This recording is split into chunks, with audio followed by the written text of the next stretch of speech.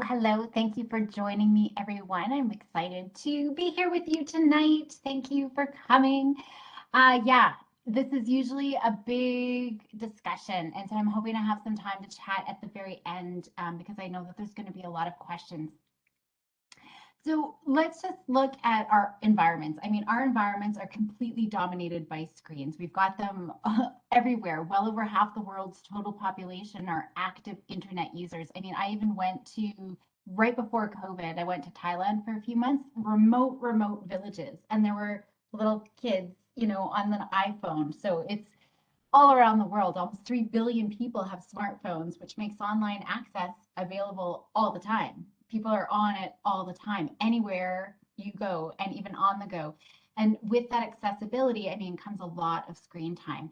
And screens, they seem to have become essential for our life, and they seem to assist us with everything from school. I mean, with COVID and all the closures, what would we have done if we didn't have screens? Working, play, wellness, all of those things. Most of the time, it's spent on social networking.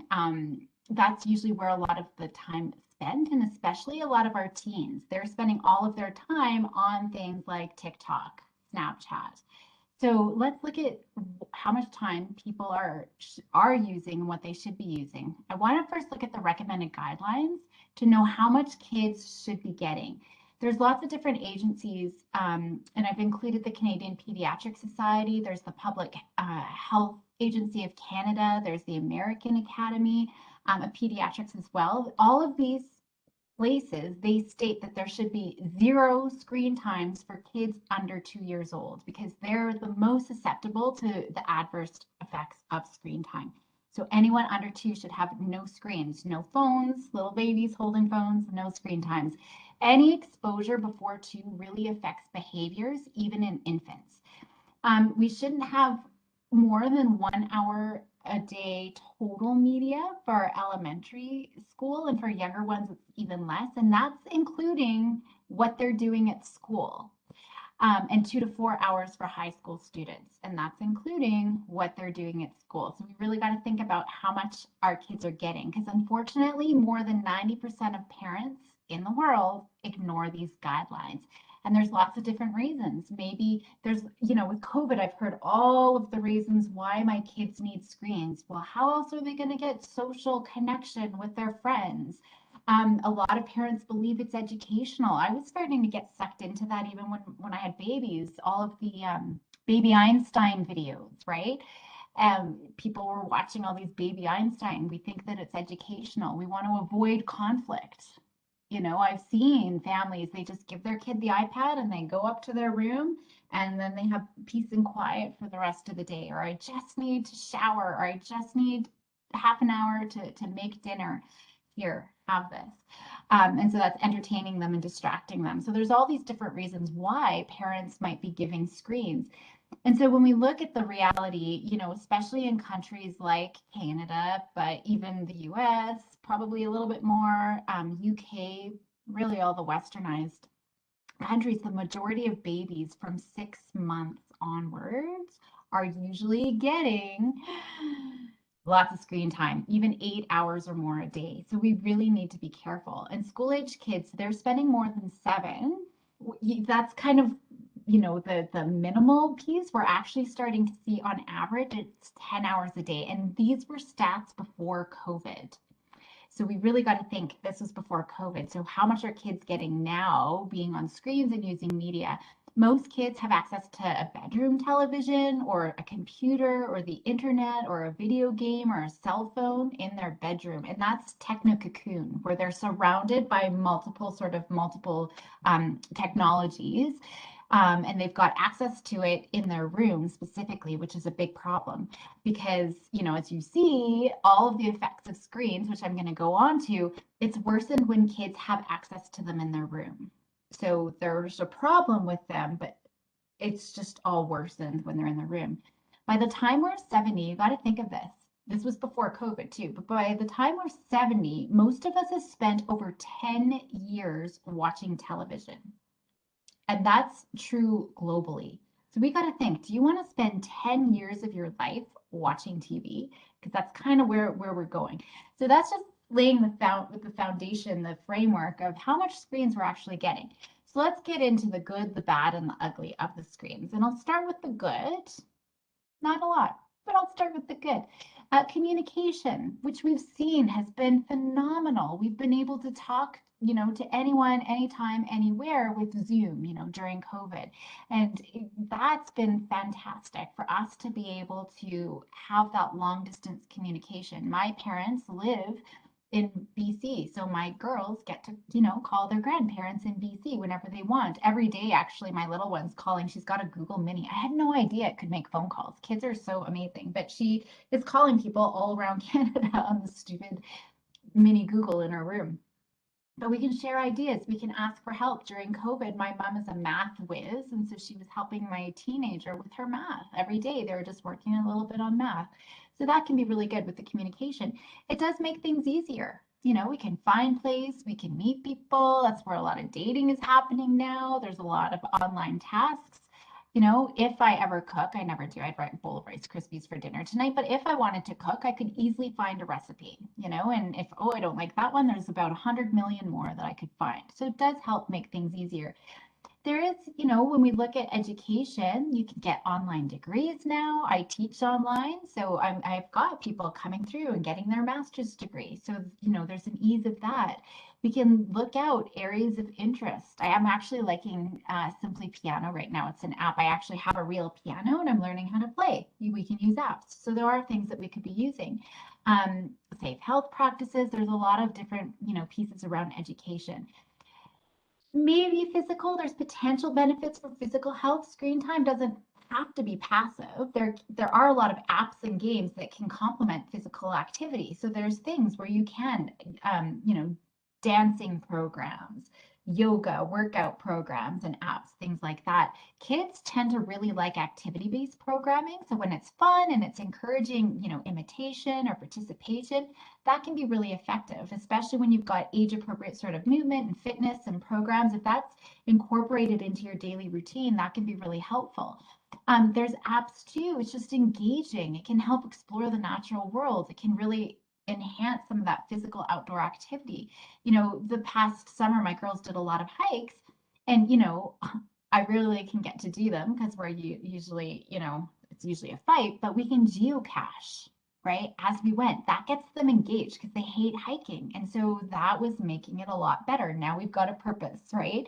And so I could get my kids outside doing fun things using that app. So that can be really good. When we get kids to watch quality content, it's not commercial, it's not TikTok dances or, any of those kinds of things. It's really connecting with off-screen experiences. Actually, just the other day, my daughter's so disappointed. We're supposed to go to Paris right before, well, like literally, I was counting down like one more week and we get to go, but they shut down all flights around the world. But the other day, she was just really bumming that we still haven't gone to Paris. It's been a couple years now. We're going on to 2 years. And so we're like, hey, like, I'm sure there's a way we can go start checking things out. And she's like, Google Maps. So we went on to Google Maps and we dropped right into the Louvre and we went and saw, you could see some of the damage on Notre Dame and, like from the fire. And so we're just dropping right in and connecting with the world, which was kind of cool. Not the same thing. We're still got to go to Paris, but, there there's a lot of there's nothing like that when I was a kid, right? There was nothing. I didn't start emailing until my last year of university. So it's amazing now what we could do. Now there is research out there that tells us things like screens can help with, improving our visual skills, but we need to look at the context and we got to be real critical when we're looking at some of the research. So in this case, when they were looking at the visual skills, it can be improved, but only with action-based games. So similarly, it can help increase prosocial behavior, but it all depends on when kids, are they actually helping each other? Are they relying on each other? Or are they playing against each other or parallel with each other? Because if they're just playing their own game and they can talk once in a while, that is not improving prosocial behavior at all.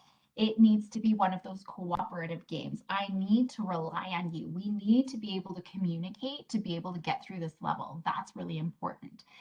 When we look at positive well-being, it's great for positive well-being, but only if kids are playing with family and friends. Because together in the same room, it can actually increase loneliness if, I mean, with friends, it could be if they're playing cooperatively on a game, then that's okay too. But if they're playing with new people and they don't know them and it's not a close connection, they could actually feel more lonely. So we really need to be careful on who are they actually playing with. We have to think so much more about what are they playing, how much they're playing, who they're playing with, right? Need to look at the bigger picture. It really all depends on that context. Here are some really popular outcomes. Researchers, I think it's our brain, especially as parents, we want to glob onto this kind of research where researchers have noted that quality TV, it's well designed, it's age appropriate, those kinds of programs with educational goals, it can provide maybe an additional route to early language. And I stress an additional route. It's meant to complement different things that should already be going on in their language development.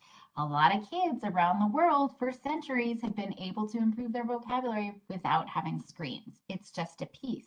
You don't want to glob onto that. And that's why I think it just feels so good for us to do that. But generally, we know screens actually can impair children's language skills. And there's some shows like Teletubbies, for example, that kids are watching. There's a direct negative correlation with their language development. So we got to be thinking about what it is that they're watching. So Dora, something like that, where there's lots of labeling and they're waiting for kids to respond. They're talking to the kids and we're expecting kids to talk back, and you're there with your kiddo modeling and talking back and helping. That can be helpful, but it's still very engaging. You're connecting with your kiddo. So you got to be really careful about what it is that we're actually talking about. Sesame Street for preschoolers is better, that, is okay as long as you're there helping teach and really establishing some of those things, but it's actually correlated with delayed language skills for younger kids. So we really got to be careful.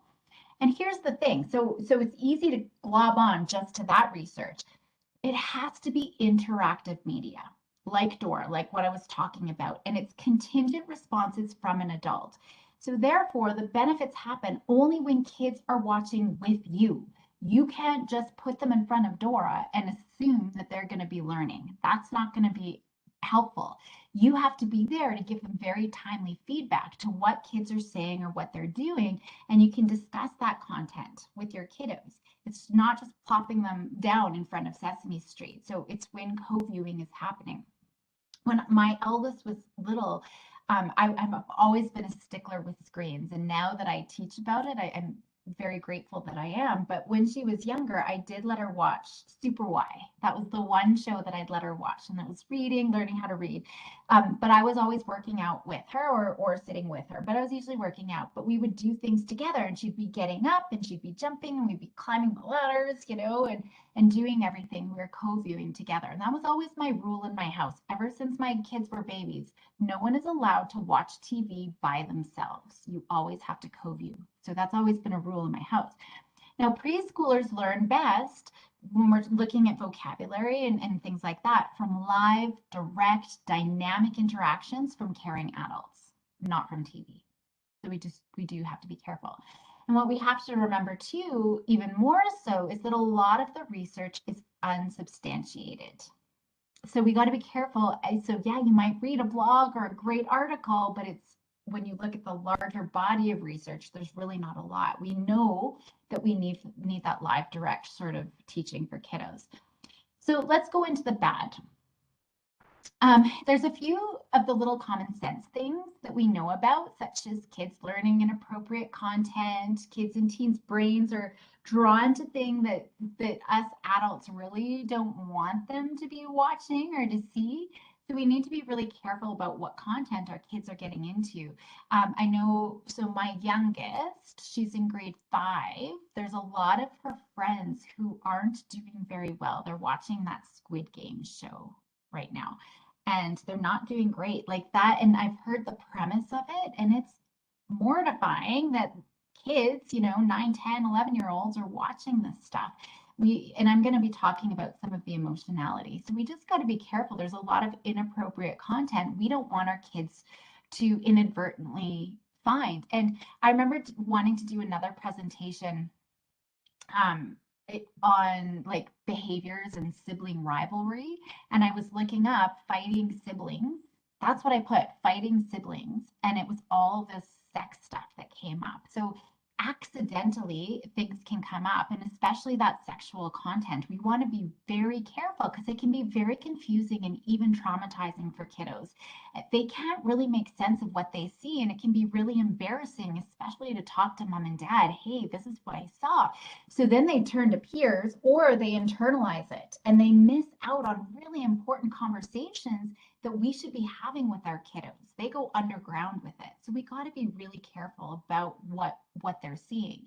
So my focus is really going to be more on brain development and outcomes in that way, but I do just want to say there's a lot of safety risks as well that we have to be aware of. I've listed some here. I'm not even going to go into detail, about advertising, the problems that that has on our kids and what they're exposed to through advertising. That that adds a whole other layer of difficulties that really contributes to a lot of the problems that, I'm going to be discussing, especially parent-child conflict. I'm going to be going into some of the other health safety risks, but there's cyberbullying, there's shaming, there's all of these long-term sort of risks that could be happening. But it's not just about the content, it's about why kids are using it as well.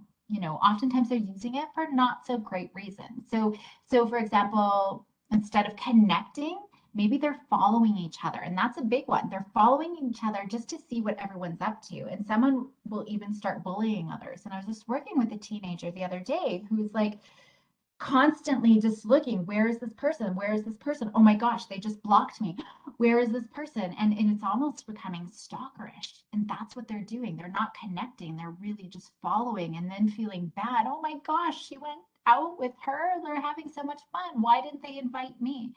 So, it's becoming a problem in younger and younger ages. But there's definitely bigger, more serious issues too with too much screen time. We see a lot of negative effects in all areas of life. And it doesn't matter, what the demographic makeup was, what their eating habits are, their level of physical activity. We are seeing these negative effects globally. And this is negative, just so you know, for any technology at all, especially for tweens and teens who are really susceptible to all of these effects. And especially the more time that they have with email and cell phones and instant messaging and chat rooms and video games and tech toys, all of this just compounds. Now, there's a lot of negative effects within each of these domains. It's not possible to go through all of them. We've got a lot of content that I want to try to get to, and I want to make sure we've got some discussion. But I'll touch on some of the most significant points based on this, and this is not even all of them. The first is brain development. I really want to talk about how screens can affect brain development. That's associated with things like their intelligence, their ability to reason and problem solve, their speech, and also motor skills. Now, we know that our brain, it hasn't evolved much in the past 35 to 100,000 years. Our brains have not changed that much, and they've actually shown to shrink in the past 10,000 years. But in 100,000 years, our brains haven't changed. Think of what has happened in 35 to 100,000 years in the world. A lot has changed in the world, and technology is evolving daily.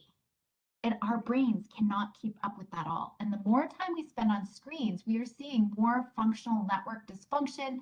We're seeing poor executive control. This is the big thing that parents are complaining about, the executive functioning of their kids, managing emotions, getting started on tasks without being told, remembering daily things, brush your teeth, dude.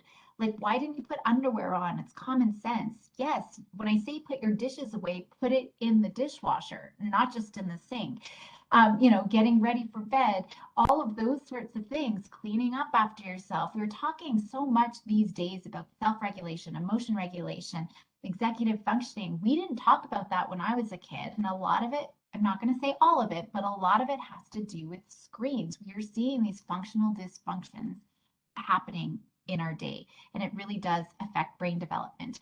Now, young brains are very, very vulnerable. We know that the brain develops through real world experiences. We need early exposure to everything in our world. That changes the brain, and it can contribute to abnormal development if they are on screens. And there's solid evidence that infants or toddlers, so if they have difficulty Well, they do. They have difficulty transferring new learning from a 2D representation, so like a picture or a screen, to a 3D object. So, from the screen to real life. And they learn so intensely from face-to-face interactions with their parents and caregivers. Early learning is so much easier, so much more enriching and developmentally more efficient when they experience live, tangible, real sort of time and space with real people. So when they're exposed too young, we see them develop these inaccurate perceptions of the world. Their attention, their early language skills, their literacy skills, they're all affected. And we've seen this huge decline in reading skills just since COVID for our early readers. And I can't help but wonder how much screens has had on that. And we look at research examining TV exposure, and that's demonstrated associations between, if there's more than 2 hours a day for these kiddos, these infants and kiddos, even up to 5 years old, we're seeing significant language delays. And so it's both learning language, but also the expression of language. And it's interesting. I was just I've talked to a few families over the years, even the months where they're saying, my kiddo learned from TV, how to talk, but we're actually seeing huge language delays. So the other thing is the brain, it's hard for them to process a lot of information and it's fast paced. When I grew up, it was Hercules. If you don't know Hercules, you got to go look at Hercules, but it's boring. It's like do.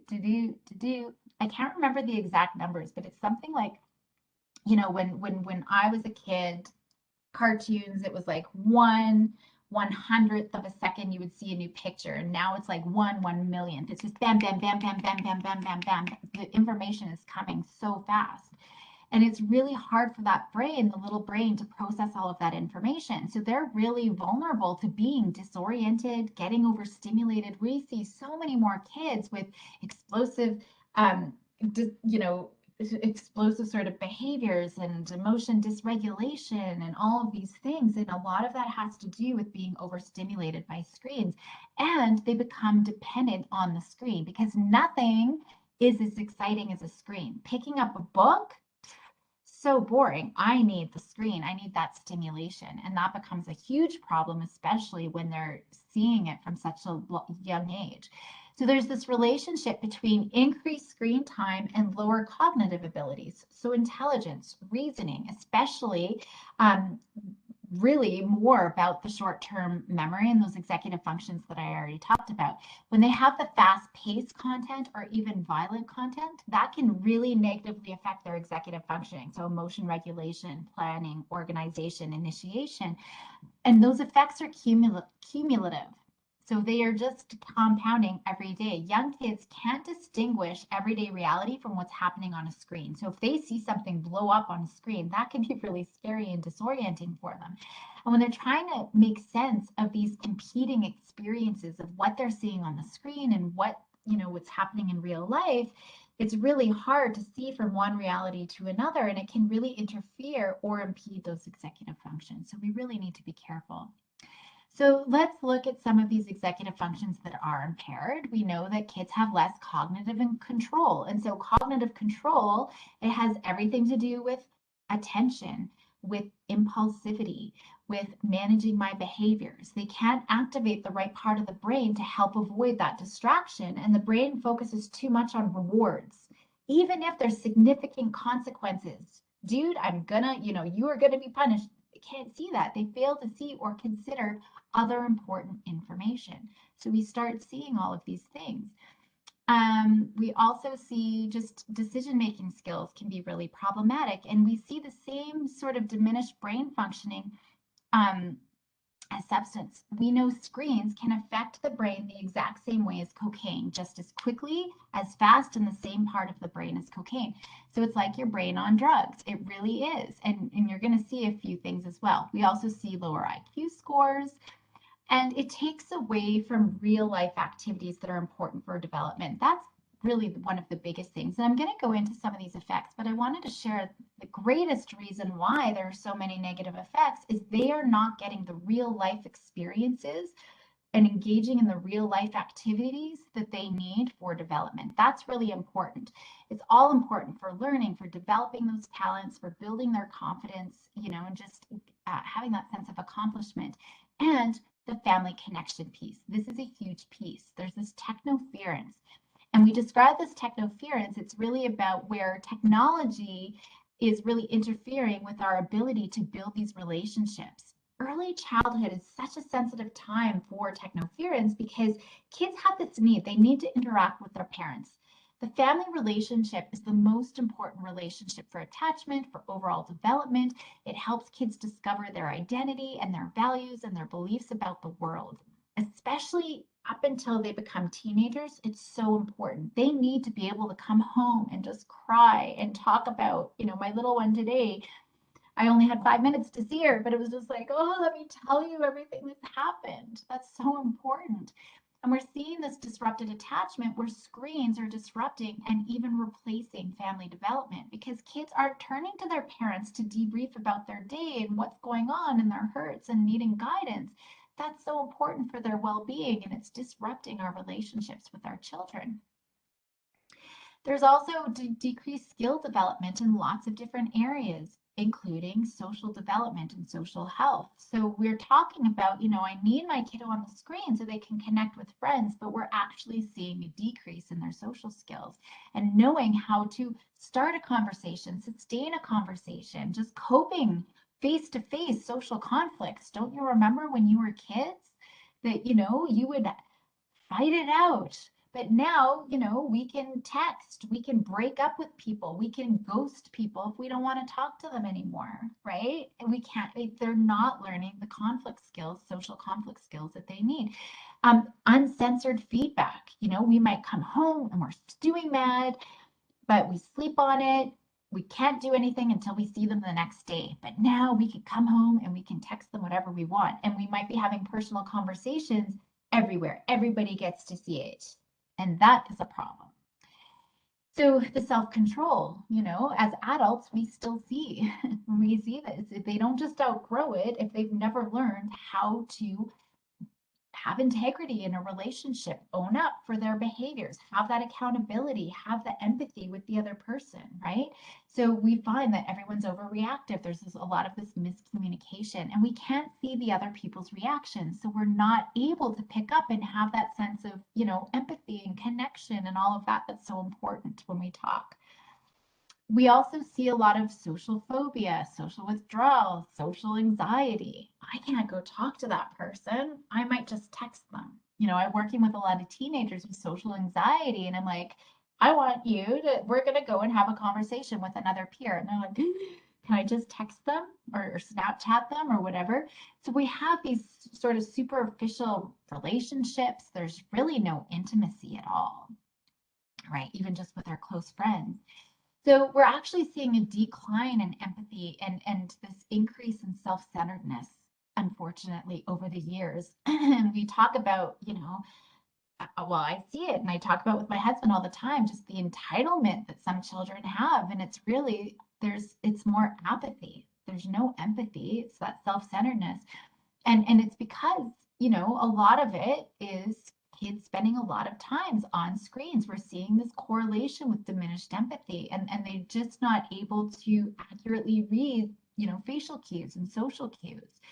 So we really need to be able to look at this. Reading is implicated. There's a lot of reasons why screens contribute, but it's not necessarily direct. Reading is huge for empathy. Reading is huge for understanding sort of the navigating social situations. So the more stories preschoolers read, for example, the better they are able to understand emotions. Adults who read less fiction are less empathetic. And so this is an example how screens are replacing those opportunities of reading, which is very important developmentally for so many different reasons. It's not just about learning how to read, it's about creating a world in your mind, being able to, be part of that character's world and feel what that character is going through. There's so much about reading specifically. FOMO is huge. As we see, time on social media, there's this perceived exclusion. She went out for coffee. Why didn't she invite me? Oh my gosh, there's a party. Why didn't they invite me? Oh my gosh, and it's just always this, it's just increasing loneliness, really. And they become so preoccupied with what's happening in the moment, everything else is less important. If they see two of my friends went out together without me, but there's a huge test tomorrow, they can't focus on that test tomorrow because they're going to be so focused on what they're missing out on. And it's at the cost of real interactions. They'll spend their evening looking at what everybody else is doing versus, hey, you know what? I should really call up Susie. I want to go hang out with Susie. And then they're feeling even more lonely. They're feeling more isolated and depressed. So there's a lot of less time connecting with people. They're spending far less time in those actual connections. And that's just leading to those feelings of social isolation. I have so many parents like, I can't take away Snapchat and I can't take away TikTok. It's their only line of connection. I'm telling you, it is cutting off their lines of connection. I have a teenage daughter in grade 10, no social media at all. And parents are like, really? How is that possible? She knows who's important. Her friends know she's not on Snapchat or on these social media. Yeah, I'm sure she's missing out on some stuff. But man, I tell you, the friends that she does have, they include her. They're like, yeah, we better call Maya, right? She's not on whatever, and we got to reach out. So it is possible. And I think we have this shared delusion that our kids have to have it for connection or have to have it for whatever reason that we are saying in our minds that they have to have it. There's this shared delusion that they're going to be social piranhas, if they don't have connection. Mental health. This is another area. We know that the young brain is very vulnerable, and one of our most important early experiences of well-being is our emotional attachment with our parents, which I've already talked about. And that attachment, it's developed through our verbal, but also our nonverbal signals, right? So our eye contact, our smiling, our just engaging, sitting closely. And when kids start exploring the world, they need to rely on us. So they're always looking back. When they're babies, just think about when your kids were babies. They see someone new and they look up at us to see is this person okay? So they need to see, do I need your help or am I safe here? Our care contributes to their emotion regulation.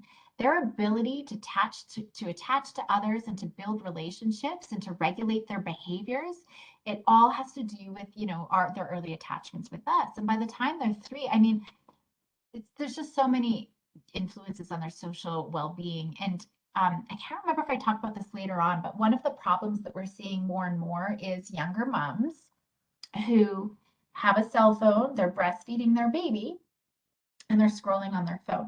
Now, when we're scrolling on our phone, we are completely flat-faced, like flat affect, right? No emotion. We're just scrolling.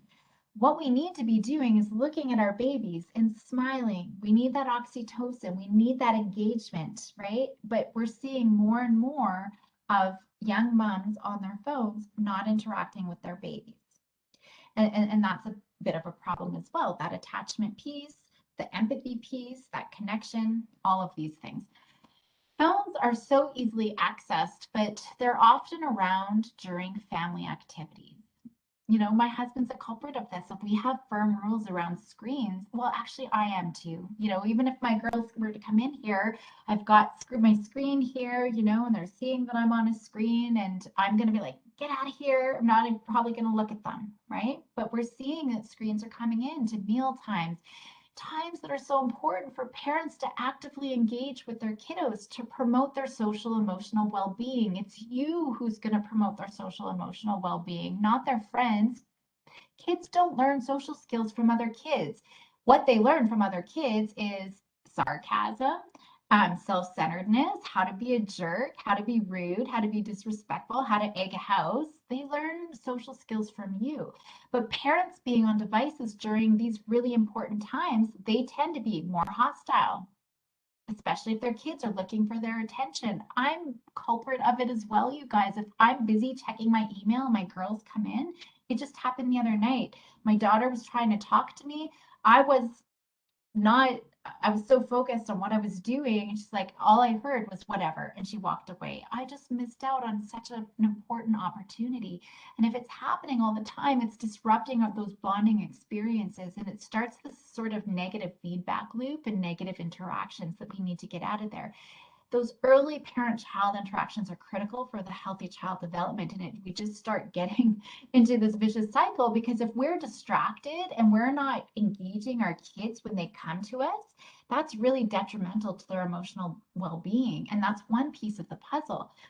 So, there's lots of things to be thinking of, but we also know personal screen usage also contributes to lots of different problems too, right? It affects loneliness, depression, withdrawal, anxiety, suicide, like suicidal ideation, but also planning, disordered eating, self-esteem. These are just a few things that it can affect when our kiddos are using screens as well. So it's not just us. And, if you've ever seen any of my presentations on anxiety, we know 70% of all mental health problems begin in childhood, and more than 50% of our kiddos have a mental illness like anxiety disorder. Who had predicted by 2020, 50% of our kiddos would. But since then, when they made this prediction, COVID has hit. So that number is far bigger. And there's lots of reasons. And if you've seen my presentations, this is a little bit of a repeat, but a lot of reasons we don't want to be bogged down. But I do want to just say by the time they're 11, kids have seen over 8,000 murders, 100,000 other acts of violence just on television. That's a big problem for their developing brains because they're being exposed to all of these fearful images. And that really weakens the brain's power to be able to cope with anxiety. And it's really problematic because they have ongoing access to what's happening all around the world. So there was a time where we just had villages and it might be a few hours, somebody's running from one village to the next to say, oh my gosh, we're being ransacked or something's happening, right? And so kids were really sheltered from a lot of that. But now there's breaking news from all around the world. And our kids, really, even our teenagers, have a hard time.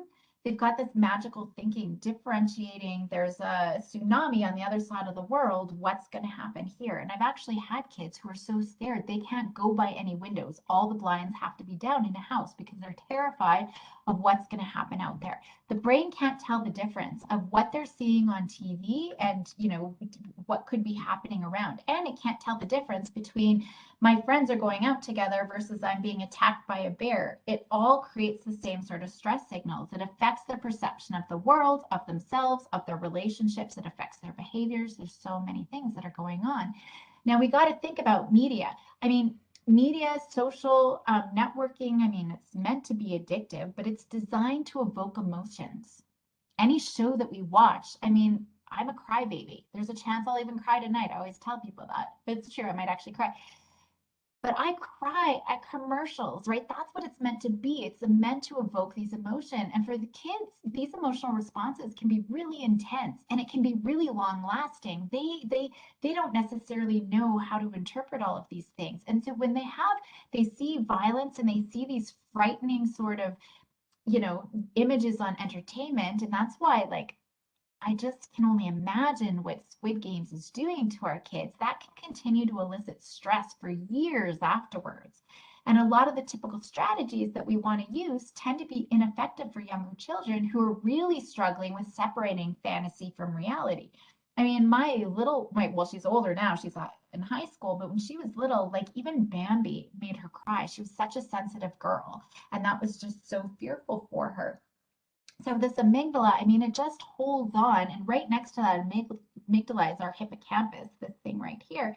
It holds on to those scary, stressful sort of stories, and it's really hard to let go of those. And when we're stressed, our body releases all of these stress hormones, and now we're in a lot of trouble because that bell rings, all these chemicals goes out into our body, and it's just a vicious cycle. So watching these violent images, especially, our young kids, but even our older kids, that can cause a lot of distress for a lot of them. And it can cause disorientation. And then they're not able to process that information very effectively. And over time, high levels of this cortisol, we know what that can cause a lot of health problems as well.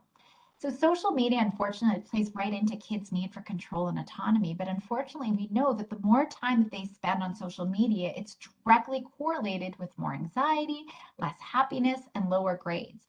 There was a big study when Facebook first came out. This was a long time ago, but they saw anybody with a Facebook account, university students, was directly correlated with a lower GPA. And we're seeing these direct correlations. So that's another piece. There's also a problem with this emotional contagion. So our brain can't process the difference between what we read, what we see, and what we feel.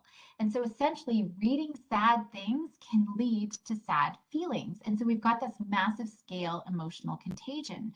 And we know social media, it's riddled with negativity, and that really affects us quite significantly. So reading sad stories on Facebook, that can lead to sad feelings, and we begin to experience the same emotions as others without even being aware of it.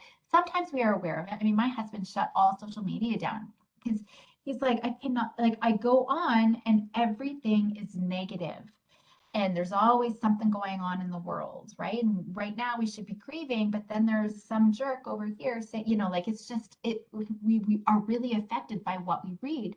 And this can really lead to long-lasting moods like depression, and that can be transferred through social networks. And I see it all the time. I work with so many teens who I'm seeing this transferred through social networks and suicidality. And then it's just, all of the pressure and stress that our kids are working with is just really hard. One thing kids are really drawn to are memes. My girls love what do you mean? We've taken all the inappropriate cards out, but they love memes. But a lot of them are quite dark and quite problematic. But the darker they are, the more engaging or stimulating they are for our kids. So joking about depression, that's acknowledged by our youth today as a unique part of their culture. And it's also present on any social media platform, unfortunately. On Reddit, there's a group dedicated specifically just to funny but morbid depression memes, and they reflect hopelessness, and they have over 1 million subscribers. And many new memes are posted daily on this. And a lot of them are those themes of hopelessness and depression and strong wishes to die. And they're feeling exhausted, and they're feeling overwhelmed, and they're feeling lonely, and they feel like they, want to commit suicide.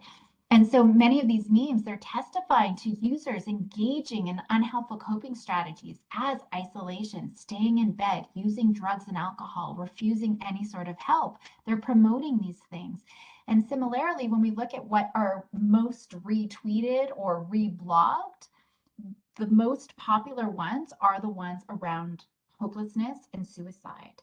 And when we look at Twitter posts with negative emotions, those words, they spread more quickly and widely than any of the positive ones. And we've seen, researchers have pointed out that competition to get likes, because we know that that's a thing. If you haven't watched social networking on, I think that's what it's called.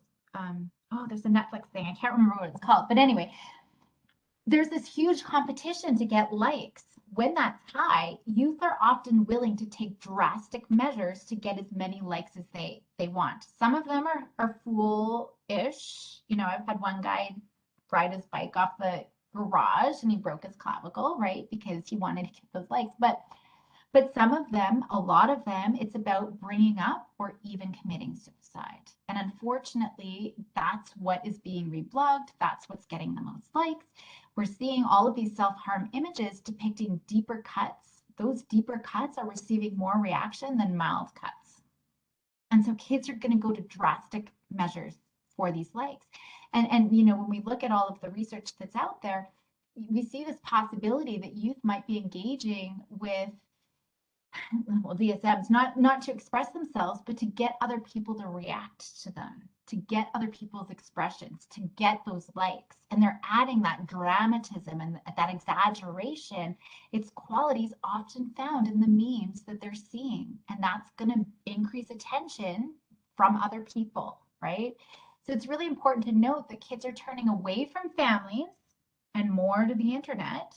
That's a problem. But regardless of any of the online activities that they're doing, youth's emotional state, it's often taking this downward turn when they're always going to the internet for coping. They're over relying even on Netflix or seeking emotional support and information. That's going to lead to more stress and problems and a lot of internalization. So we really need to be careful. In general, when we look at screen time, there's more loneliness, depression, suicidality.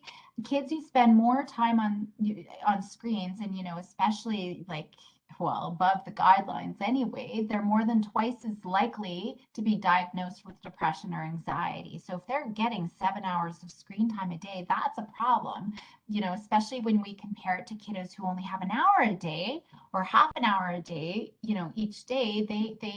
They don't have as much depression or anxiety, but these ones who are getting a lot more screen time, they have less curiosity, they don't have as much self-control, they don't have as much emotional stability, and there's, a greater inability to finish any of the tasks. And kids also soak in so many messages about beauty, and there's this constant comparison in every aspect of life, this pressure to live up to unrealistic expectations, to have a perfect body, to have a perfect life. Pictures on Instagram, it's, the most associated with feelings of anxiety and depression and worries about body image because there's stress about this online image and keeping up with friends. And I've seen girls spend hours trying to get the perfect pose, and they're with their friend, and now they're fighting because they need to get this perfect pose to put out there onto social media rather than just like going and having fun. And they're spending so much time trying to post what they think everybody else is going to like, or what everybody else thinks is going to be a perfect like or a perfect life. But that's a problem because those likes, the more likes that they get, that's what they're anticipating. It's actually worsening their self-esteem because now they think that everybody likes this perfect person that I am up here. Oh man, they're not going to like the real me when they really know me. So we got to be careful. I've already touched on this a little bit. Excessive TV viewing, more than 2 hours a day, worse for little kids. It's clearly associated with self-regulation difficulties. Their mind is so absorbed, there's little room for them to be able to self-regulate. That's why self-regulation was never a thing when I was a kid. We didn't have screens. It was Hercules if you wanted to watch TV. Like, so boring. But we see this major association between the more screen time with proactive aggression, which means kids, they're pre-contemplating aggression. They're pre-contemplating antisocial sort of behaviors. And we have behavioral difficulties that end up becoming this automatic sort of cycle. It's self-perpetuating because so many more parents are more likely to use screen. They're usually more likely to give their kids the social media or the video games just to pacify them, to keep the peace in the house, but they're actually creating this vicious cycle. It's becoming a big problem. Self-regulation, nobody can self-regulate when it comes to social media. Even adults have such a hard time, but it's definitely hard for teens. And the more that they do, the more their brain is being taxed and the more their brain is being stressed. And that stress starts to build up and it's leaving no room for them to regulate their behavior because their brain is exhausted from all the stress. So I think that that's really important to think about, right? And, it's really interesting because I remember parents are always so frustrated. I said 5 more minutes and they'll take it for an hour if I let them. But there's a lot of time blindness when it comes to screens because I've even had an experiment where I had a teenager, because this was one of the problems. The parents were like, she's on it forever. And she's like, no, I'm not. I'm only on it for like 5 minutes a day. And I told her, do you think you would know about how long, like 1, 2, sometimes I'll give them 2 minutes, how long 2 minutes is on your social media? Yep. Like without checking your time. I can't remember. I think I put tape over the time or something. One person, I know I did tape, but another girl said she knew how to like hide the clock because I wanted them to feel how long 1 or 2 minutes was. And I remember one girl, yeah, I know what 1 or 2 minutes is. I'm like, okay, so I want you to go into one of your social media accounts and I want you to do what you normally do. And in 2 minutes, when you think 2 minutes is up, I want you to put your phone down. And it was almost 15 minutes later. And I'm just like, and I was pretending to like be busy. And I'm just like, are you kidding me? And she didn't believe me that it was 15 minutes. She really thought it was 2 minutes that she had been scrolling, and it was 15 minutes. So it's really hard for adults to self-regulate. Teenagers cannot self-regulate. Children cannot self-regulate. We need to be there for them. When we look at self-regulation as well, poor behavior, a lot of kids tend to act up more when their parents use screens. So that's something else for us to think about. What are we modeling? We see kids, the more kids or the more parents use screen, the more kids are having negative behaviors, more frustration, more hyperactivity, more whining and sulking and tantrums than parents who don't use so much technology. So these parents, they tend to be less attentive to their kids. And like I said, if my kids come in, I'm more snappy at them, or I might completely ignore them, right? We're not providing the responses that they need. And we tend to be more critical, and that's disrupting their self-regulation as well. So it's not just about screens and the kids' self-regulation, it's about our use as parents and adults using screens and how we are responding to our children to promote their self-regulation. And so that probability of depletion, and I'm talking about brain depletion, so being able to actually self-regulate, it's greater on top of all of this with teens if they're not getting enough sleep. That's really important if they're not getting enough sleep and if they're idle during the day. So you got to think about that. Sleep, unfortunately, though, is impaired by screen use. So when we use smartphones or we're on our social media more, people are experiencing a huge increase in sleeping problems. So falling asleep, staying asleep, delayed sleep phases, chronic sleep deprivation, it's happening. So we got to be really careful about how is it affecting our sleep. Screen time is doubly problematic before bed. So if you've got a kiddo who's using technology even 1 hour before going to sleep, they have a delay in their whole circadian rhythm gets thrown off, in which they can begin their sleep cycle. And the intensity of what they're usually doing, because a lot of my teenagers especially, it's like, no, everybody's chatting at 11 o'clock. So if there's intense back and forth sort of communication before bedtime, or even just scrolling through social media, that can enhance physical arousal. That's starting to create a lot of stress.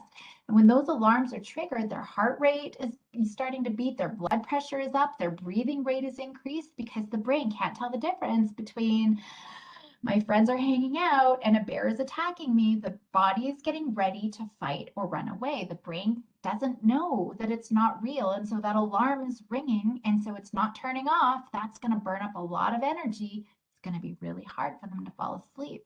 Once they do fall asleep, that screen time before bed, it still causes disturbances in sleep throughout the night, because we see there's a slow wave sort of sleep, their rapid eye movement sleep. Those are really important to recover physically and mentally from the day's events, but those are affected when there's screen right before bed. And unfortunately, poor sleep, it affects our mental health. It contributes to things like anxiety and depression. It makes self-regulation even more difficult. And after being, up late, whether they're trying to get their homework done, or oftentimes social media, or if they're on their smartphone, teens, they're just waking up tired, they're feeling irritable, and as a result, now they can't concentrate throughout the day. That's going to be a problem. So we see learning's affected. We're not seeing as much engagement in their academics and in their classroom, and there's not as much school connectedness and just poor achievement, and that's going to also, affect their distractibility and their readiness. Less vocabulary, their number knowledge, reading ability, it really does affect learning. We also have this infobesity where, too much information is just like a water, not a water fountain, the fire hydrant of information, right?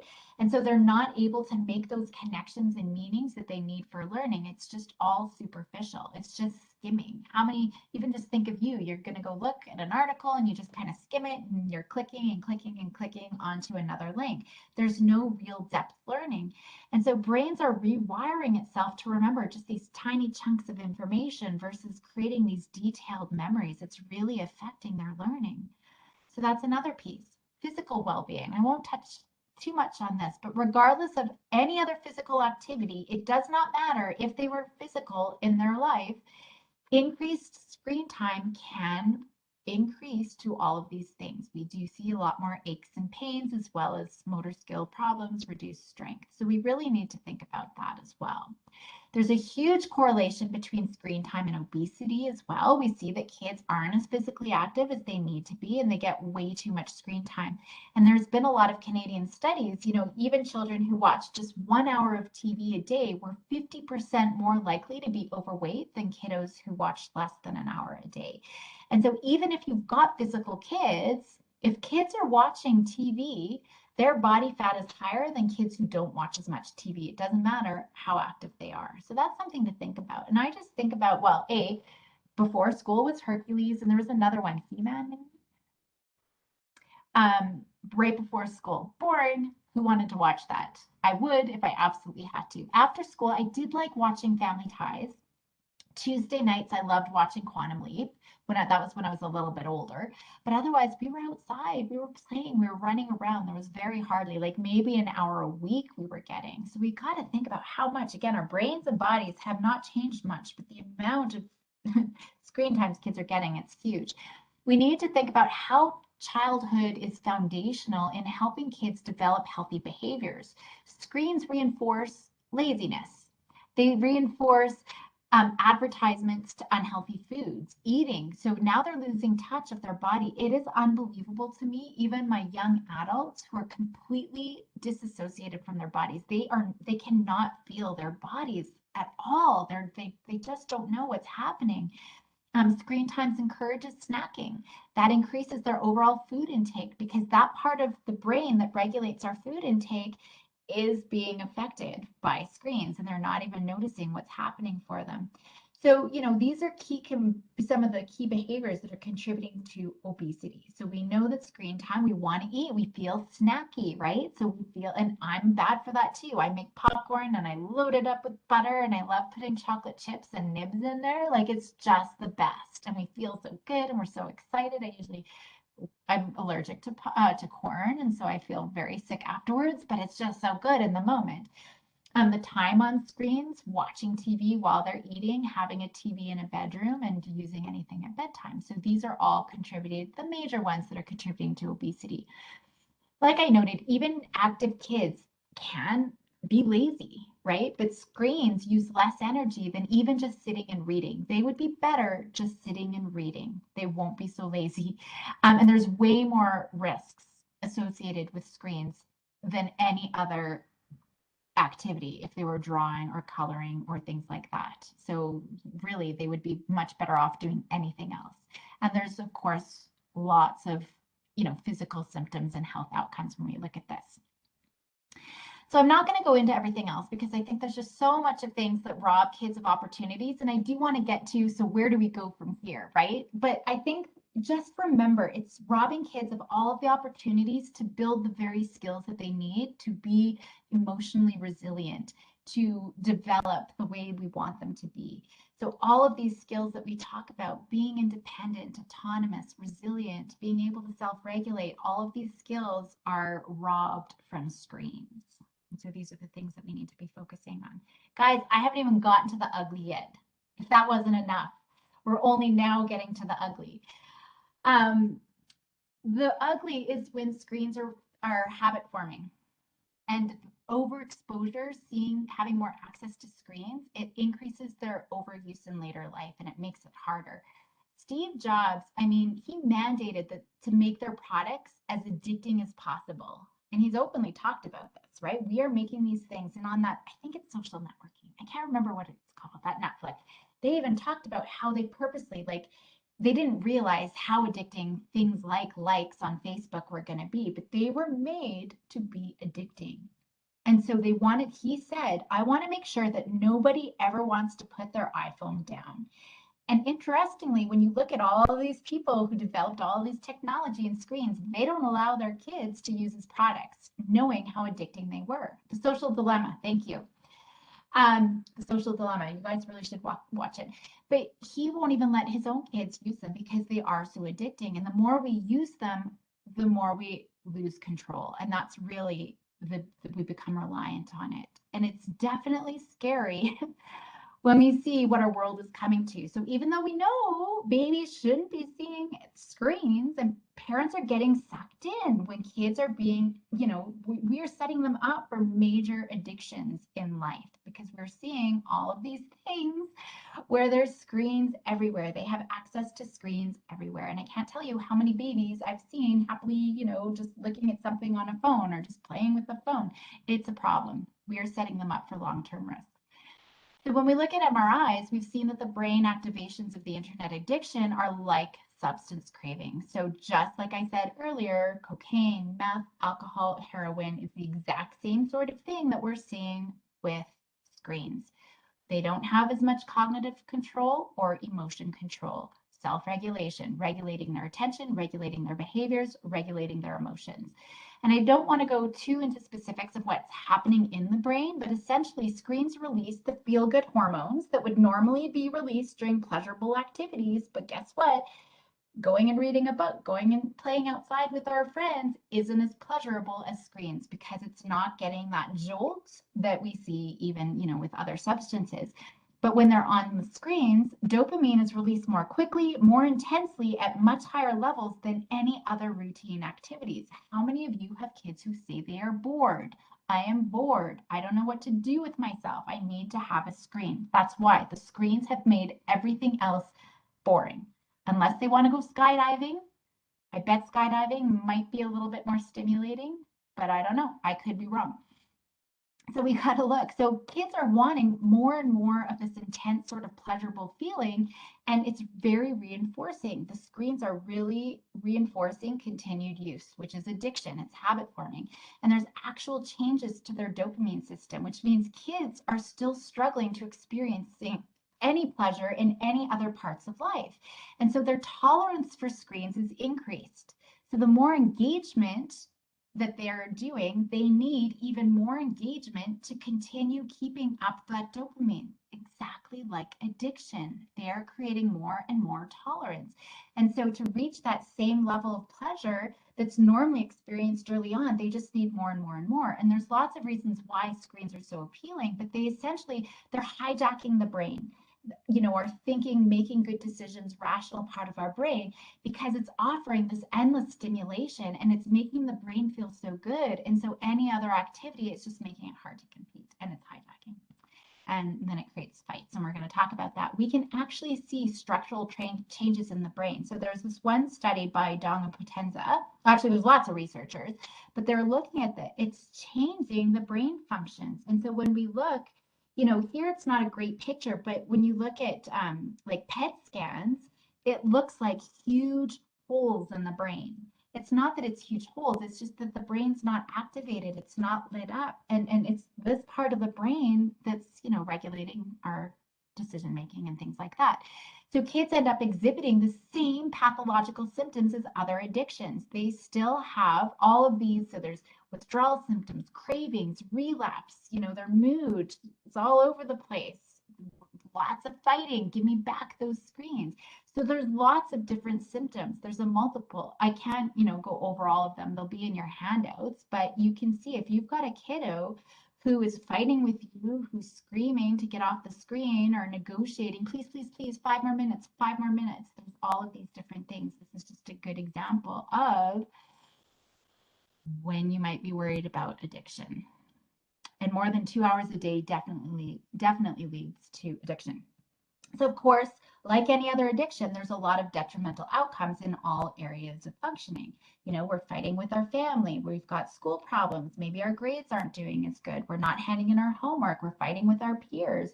And then we see, these long-term sort of effects. And so we really need to be careful. It's also highly associated with other disorders, depression, ADHD, impulsivity, OCD, social, just the list goes on and on. I also included questions that you can ask yourself when you're considering if there might be addiction difficulties with your kiddos. So these will be, I don't know. This could be something that you look at. Oh, I don't know how to get rid of all this stuff. Anyway, are they having trouble because of trouble sleeping because of screens? Are they not eating as much? Are they skipping out on social events? Are they really angry when you're trying to take screens away? Are you seeing changes in mood that you just can't explain, right? There's lots of different questions. So I'll make sure that I've got those in your handouts.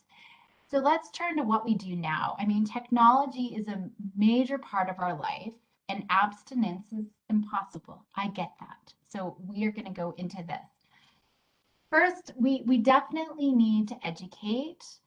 So I'm glad that you're here with me because this is part of the education. Kids really need support within a harm reduction model. So we have to educate you more than your children, but you early on and continuously. But I'm also educating my daughters early on and continuously from a very young age. They've always known we only co-view. We do not go downstairs and watch Netflix on our own. And we have one screen in the house, and it's in the basement, the dark, creepy basement that's cold. Nobody wants to go down there anyway. So, my daughters, when they were younger, always came to any of my screen time presentations in the community. They're always looking and seeing what, where I'm updating my presentations. That's how I'm kind of, planting these seeds a little bit on the own. During COVID, they had even done their own research on screens. My little one did her own PowerPoint presentation on screens and brain development that she presented to her class. So, we just got to find ways for kids to use screen time in adaptive ways. We want to foster a love and aptitude for reading and other activities. That's our goal. If you're going to take anything away, it's you got to foster a love for reading, playing outside, playing board games, doing something physical, all of those other really important developmental activities. Although likely too ideal, I do believe that we need to look at the issue from a global sort of perspective because society is really perpetuating the difficulty. So I just want to acknowledge how hard it can be, as parents when we've got these screens and it puts a lot of pressure on you. There's definitely, globally, and I know that, that's definitely Pollyanna sort of thinking, but there's a lot of nationally established organizations that really promote disconnecting from the internet. So, for example, there's a campaign for commercial-free child. I think that it's called Campaign for Commercial-Free Childhood. That's established this screen-free week. I think it's just a week, and it's really focusing on having kids engage in other activities other than screens. And that screen-free time, that helps parents and kids see what kind of activities that we can enjoy together, right? Instead of screens. So I just challenge you, take 2 weeks, no screens for anybody, and see what you can do. Big challenge. I know that's probably going to be really tricky. We could look at what's happening globally.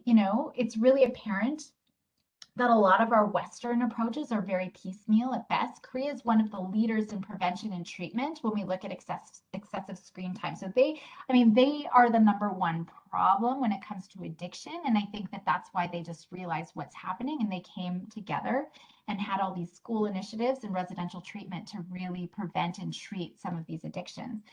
But, our education system, it's, a huge pressure to go through. But, if you're a teacher, if you have any influence over the school is one of the best places to help with, well, it's the best place to help with screen time intervention because we can offer our students support. We can, especially kiddos who are at high risk, and, we can have prevention programs and we could be educating parents and students at the same time. And all the kids are hearing the message and it's not their parents where the kids like, yeah, eye roll, because when we try to do it as parents, that's usually what happens. But we can look at where can we start helping, just outside in our home, there's things that I'm going to get to, but, in our community, are there things, on a broader scale? So we want to build protective factors. Sometimes that's easier when we add in protective factors rather than trying to cut out other things. And these are some of the protective factors that we want to focus on: emotion regulation and emotion awareness, goal setting, resilience, our connection with our kiddos, our family environment, social coping, physical health. All of these things are really important. So we want to focus on many skill building activities as we can, and we really have to individualize it. So looking at your kiddo, do they need to learn how to be more assertive? Do they need to work on self-regulation and coping, reading social cues? These are the kinds of skills that we can start focusing on.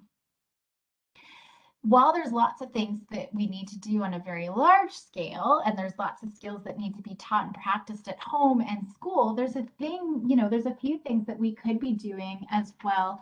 Um, Whether it's, at the school level, trying to support and teach families, or even, I love Community Education Services through Alberta Health Services having this webinar so that we can educate. That's really huge for when we're looking at intervention.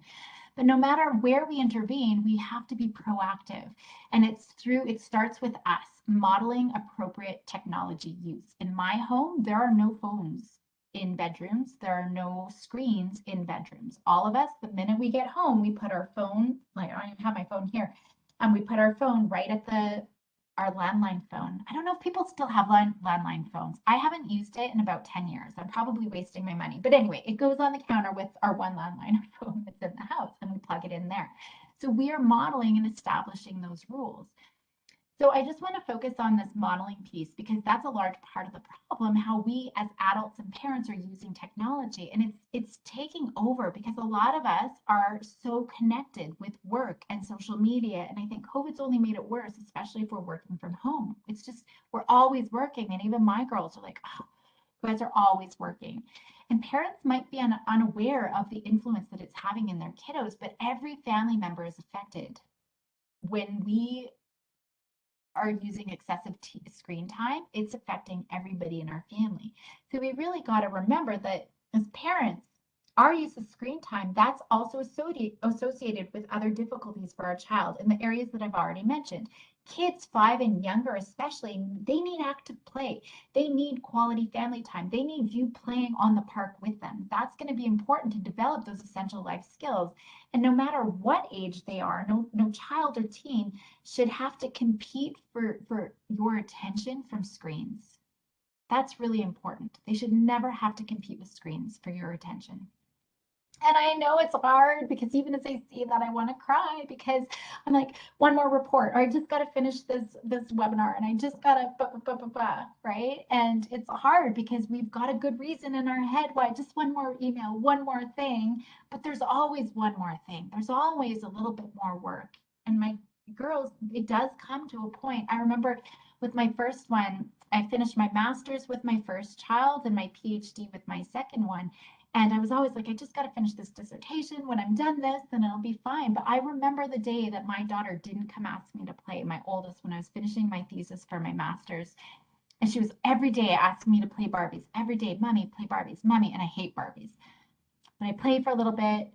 But over time, I just stopped because I hated it. And I always had so much work. And I remember it's soul crushing, the day that she didn't come ask me to play. And she just went right past my office to the playroom. So, you know, we're all guilty of it. And I know how hard it is. So it's just looking for these little pockets, right? One thing that you could be doing differently to make it a little bit better. So we really need to make sure that you know that you are a key protective factor, even into adulthood, even if you've got teenagers, even if you've got young adults. We really have to support our kiddos by putting our own screens away so that we can have those positive interactions during family time. That can have such a positive effect on the bond with your kiddos, and that promotes their optimal development and well-being. It probably gives you a little bit of a break too. You might think not because you've got deadlines, but it's really important that we're looking at that. We also want to make sure that we're establishing healthy routines. That's essential for families. So eating better. I mean, I ate Rice Krispies for dinner tonight, but I'm going to sadly admit I ate Rice Krispies every day this week for dinner, right? That's not great, and I know that. But it's looking at what's one thing that we can do a little bit better. If it's eating, is it exercise? It's important, but it's not enough. We also have to set limits and boundaries on technology. That's huge. Create plans as a family around the family media use. There's a lot of ways that we can establish routines, and if it's definitely, if you've got younger children, it's way easier to establish those boundaries and routines now. So early intervention is critical. Not to say that you can't when they're teenagers, but it's definitely so much easier. So we want to make sure that we're setting limits. It's hard, but that's, if you need help and you need support, then get that help, because I know how hard it is, but setting limits is so important. So we have to get you thinking about these kinds of questions. I know where I have to intervene in my family, and I often know where I have to help families intervene as well. But I want you to start thinking about getting a sense of what you need to change right away. So in my own home, we don't get much screen time, right? I already said that we don't do that. But we do TV and unhealthy snacking are they kind of go hand in hand. And so I know that that's an area that we need to work on because it's just like the minute we're like, okay, family movie night, I gotta eat awful. I want to not have that association. I don't want to teach my kids that either. And I always know that sleep's affected. So, for my kids, I have a rule that we don't start anything after 7 o'clock.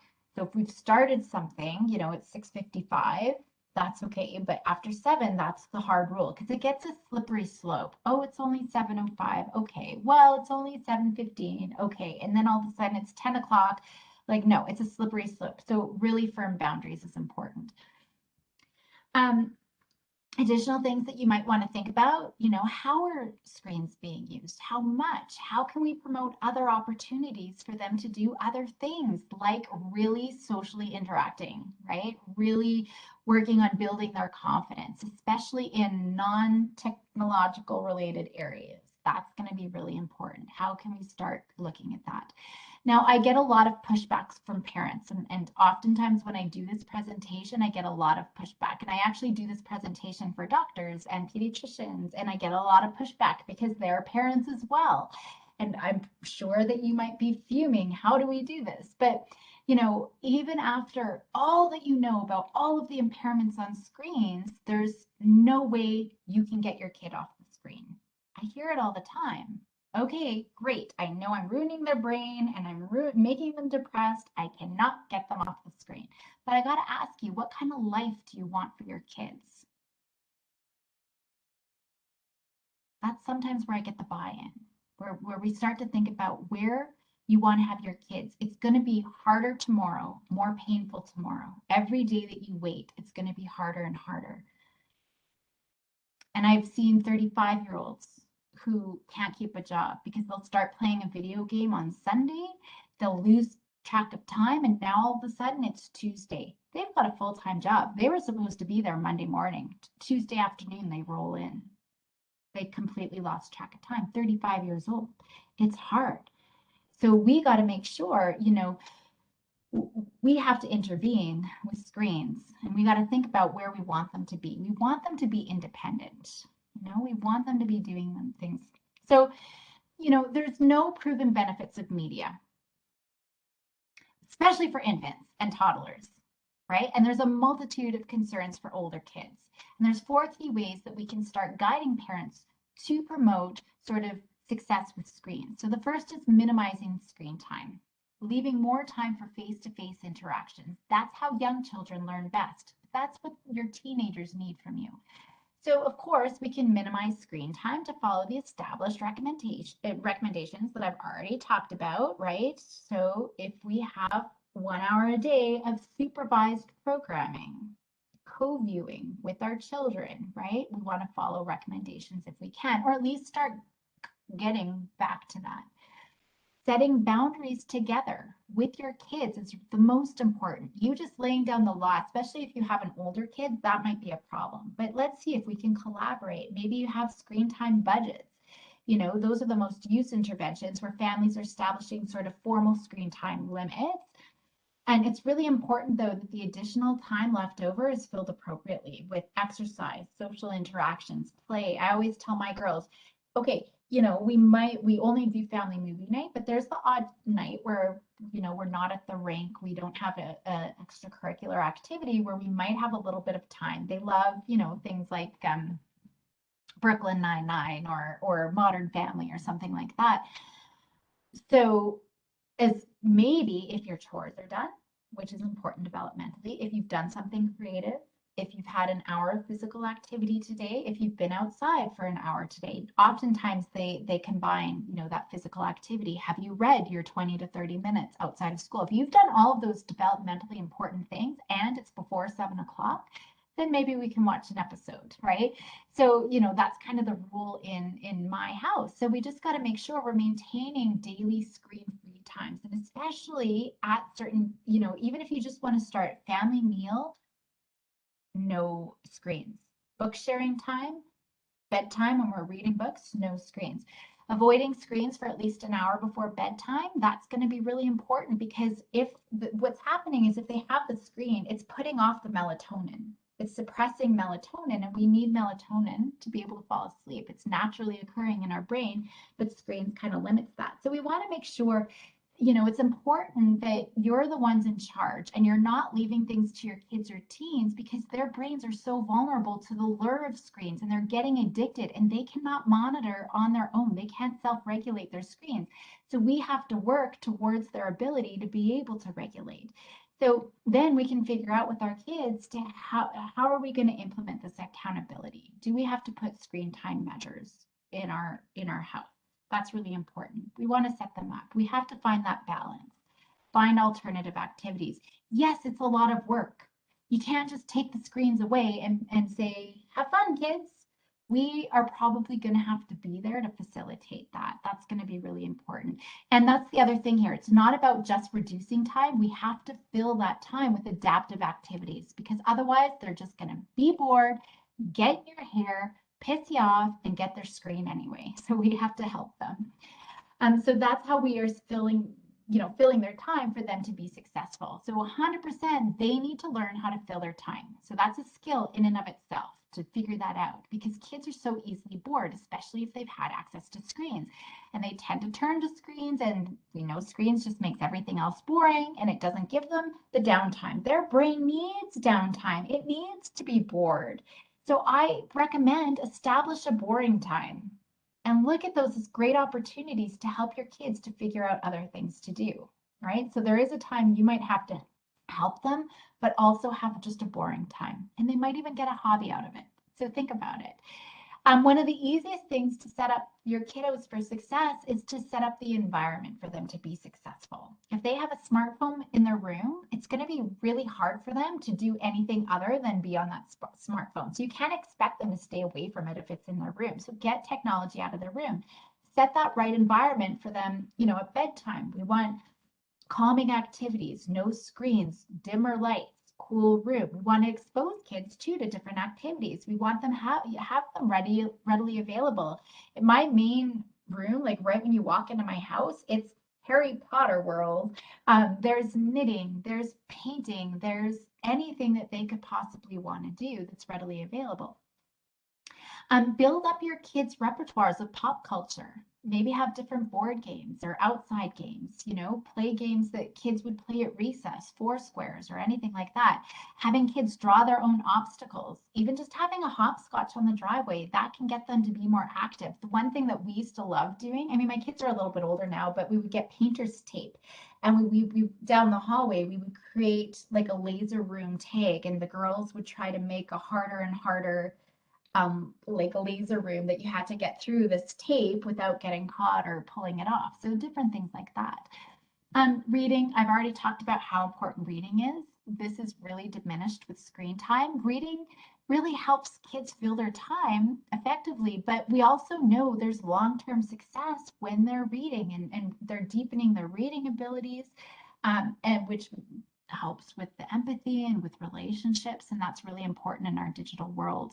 When we mitigate, now we're reducing the risks associated with screen. There's lots of different ways that we could do this. One is to be present and engaged with screens. So co-viewing with your children is really important. Then you can be asking questions, summarizing, predicting what's going to happen next, inferencing, why do you think he felt that way? All of that stuff is going to be really helpful for reading comprehension. We want to make sure that we're monitoring the content, right? Just because everybody else is watching Squid Games doesn't mean you should be watching Squid Games. We want to make sure, prioritize.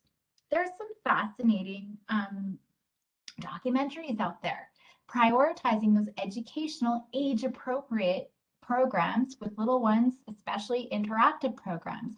You want to use your parenting strategies and teach self-regulation and calming and limit setting. All of those things are going to be really important. Always remembering that screen time takes away from all of those other important learning opportunities.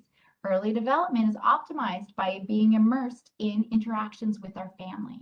When they don't know any better, Kids prefer to play. They prefer to read. They prefer to talk and hang out over screens. But our kids don't know any better because they've been given a screen for such a long time. So that's really important. We want to be purposeful here. So it's really important to self-assess individually, but also as a family. How are screens being used? Myself and every other family member. And we're going to develop that family media plan. When we're going to use it, what we're going to use, where we're going to use it, how that technology is going to be used. So we can enhance our screens by collaborating about all of these things and focusing on the quality. We're not going to be watching advertising, right? We're going to help them be critical consumers of advertising. We're going to monitor and question. We're going to make sure they're not watching the problematic content. All that stuff is going to be really important. Another key skill for kids to learn is how our online actions are affecting other people too, because there is no, I text something mean, there's so much bullying going on, and I just can't even, like, just the few of the texts that I've had my teenagers read this week, like my clients that I talk to, I'm just like, I can't even believe that people would utter those words, let alone send them. But there is no repercussion. If I send this garbage to somebody else, I can't see their reaction. So I can't feel bad. Like, oh, like I remember doing something mean as a kid in grade 9. I did a real bullyish thing, but it was in person. And to this day, it eats me alive. And even in the moment, I felt so bad that I had done that. But if I had texted something, I probably wouldn't have felt anything at all. So we got to think about the future. We want them to be good digital citizens. All goods are all students to be well Googled, because employers look, if I get students who want to work with me as a supervisee, you betcha I'm going to look, I'm going to Google them up, right? Most employers do look online at their potential candidates. So we got to think about our kids' digital footprint. This was one that was put online. I think it was Instagram, but a teenager, her grandma died. It's a picture of her dead grandma. It's unbelievable. And that's out there forever. And now it's here in our presentation, right? So we really got to, we want them to be good digital citizens. So there's a few things to help you consider, whether screens are being used purposefully. That's really what we want. Is it going to help with connection? If not, there's probably not a use for it. You also need to know what your goal for using technology is. If it's to keep your kids quiet so you can make dinner, that's not a great reason to allow screen time. So you want to make sure it's engaging, that we are engaging, that it's appropriate and meaningful and empowering. All of those things are going to be. Then maybe it's okay if it's those things. If we can engage in ways, we want it to be engaging. If we can engage, that it wouldn't, we need to have screens to be able to engage. So like taking a trip to the Colosseum, or like with my daughter when we went to Paris the other day because we couldn't actually go, right? If you can do that, then go for it, right? And we were doing it together. We were seeing it virtually together. That's a great option. So you can supplement educational videos to promote learning and motivation. I remember in junior high when my daughter was learning some math concept, she was looking at a YouTube little song to teach her, help her teach. It was a little rap song that really stuck in her head to supplement her learning. That's great. If it's interactive, if it's relevant to daily life, if you can inspire debate and discussions or make connections with your learning, there's things out there, TeacherTube, for example, or TED Talks or BBC Open University, these kinds of things, video essays, all of those are excellent. We can edit, we can use text, we can get engaged with our learning. That can be really helpful. I also love using technology to create. I love creating, and that's why I wanted to include it here. My girls will build presentations on things that they've researched, or they use broadcasts. I have an iPad that I use for work, and every so often, as a treat, I'll bring the iPad home. Guess what they learn? They use it for making a movie. It's a movie camera, because now we've got the editing. They can have their trailer and they can punch in titles and songs and music, and it's really exciting. So they're using technology not to play on it, they're using it to be able to create. So it's just looking at how we can use that purposefully. I often talk about too how we can engage kids using technology by having them make predictions. So maybe we're doing a homework assignment and we're gonna use technology to help make a prediction. So here's an example. I want you to guess what this is. Our brain loves predictions. Can I play this?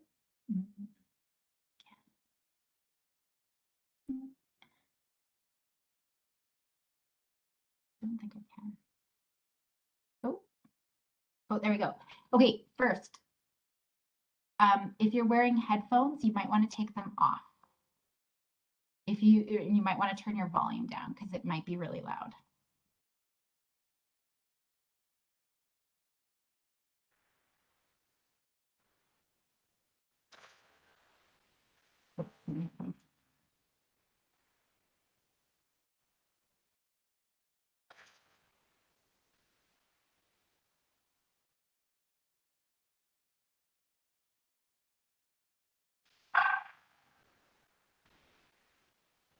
Any guesses what it is?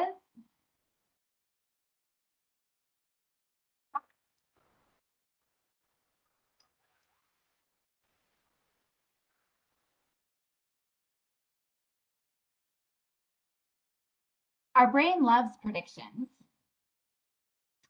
Thank you, Laura. It was my headphones. I was supposed to take off, but I wanted to warn you guys because it could be really. Oh, it was hard to hear. Okay, you didn't hear it. That's okay. So our brains love predictions, and so now our kids are like, I don't know what it is. I want to guess what it is, And if they're, oh, now it's not going to stop. I'm just going to go on. Um, Now they want to know what it is. And they're like, oh, it's this or that. If they're wrong, they're interested already. They're already engaged in what they're learning. If they're right, they're like, yes, I got it. It was a penguin. It was penguins. So, it's a way, just looking at how we can use technology to get kids engaged. So, maybe we can have engaging learning experiences. We can gamify their homework, right? Maybe they're doing a treasure hunt or quests. My girls learned um, the periodic table. I would do clues, like almost like locked room clues using the periodic table, or you could use maps of the world. And I would actually have that. So what countries in the world have their initials are on the periodic table, right? And so different ways, now they're learning different things. So it's just looking at how we can kind of gamify that. I think that that's really important. Um, is watching a video appropriate? We need to think about this. Is it appropriate? So most of the time, it's likely not because kids need to experience the world to make sense of that world. So I have Grover here because he teaches a lesson. You might remember this. I remember this of near and far. Near and far. And he would run, right? He's like getting tired because he's running close and then he's running far away. But it doesn't actually teach the concept of near and far until the kids experience it themselves. So that's really important. They have to create their own video of near and far to be able to make that work, right? So if they can do that, my daughter loves watching cooking shows, but she learns so much more when she's actually cooking in real life. And then she loves making her own videos on how to cook. Is it meaningful? We want meaningful interactions, especially with others. There's too much focus on the games, too much focus on the apps. It's about interacting. Otherwise, it's not helpful for learning. We want to make sure, are they just passively scrolling through social media to stay connected? That's not helpful. That's not meaningful. It's actually taking away from important relationships and building those opportunities. So that's important. We really want to focus on genuine social purposes. I don't have a lot of screen time in my family, but with COVID, I mean, we've used it a lot more, right? My girls want to keep in touch. They never connected via video games with friends, but they would play games like Battleship. They would put up Zoom and make sure, like, their cousin in Vancouver has a Battleship board. We have a Battleship board, and they would play Battleship that way, right? My mom, who's a math whiz, helped my daughter do fun and engaging sort of math activities. So, my mother-in-law, she's a crafter, and so she would come on and do crafts online with the girls. So would make sure we had all the materials, and then she would show them how to do the crafts, right? And so that's, yes, it takes a lot of work. Yes, we consciously have to think about it, but that's how, we're going to connect. It's that's going to be important. Getting kids to create and express their ideas, that's way more valuable than passively watching a video or playing an educational game too. So, explain everything. They can look at, if they're going to learn about gravity, rather than watching about gravity, maybe they're going to make their own video about gravity, right? And have whatever way is going to be interesting. So there's lots of ways that they could be engaging. Is it empowering?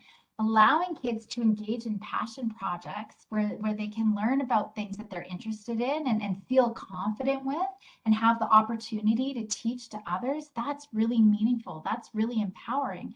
And when we can engage kids who need to participate more, so for example, maybe they need to participate more in class, it can be really empowering. Technology is a great way that we can do that, especially for shy kids, right? They can now have some flexibility to really show what they know. And of course, we want to have adaptive modeling. I've talked a lot about that. Parents really do have a positive influence on their kids. So we have to be positive role models. We can't be scrolling and busy on our computer, even if it's for work, and expect our kids to not be on theirs. So that's going to be really important. And remember, once our screen time increases, our kiddos' screen time increases as well. So the easiest is just to use the recommendations, teach our kids, right, and follow them and create those media plans and create those rules together. Minimizing any background TV, that's really important too, because there's a lot of families I know, they just always have the TV running in the background. Just having that on, even if you're not watching it, it interferes with the quantity and the quality of your interactions with your kids. So that's important to think about. Just really looking at engaging your kids, you know, social games, reading together, creative pursuits, outdoor pursuits, physical pursuits, that balance. And you got to be a part of that, you know, designing those tech-free activities and those tech-free times are going to be really important.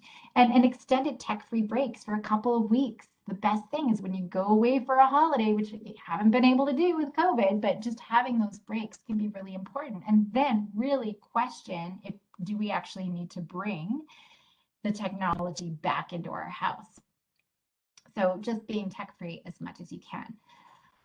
Lots of information. I'm sure there's lots of questions. So thank you. Here is my contact information as well if you have any questions. But maybe, yeah, I saw a couple of pop-ups on the screen there. So I will maybe stop sharing my screen and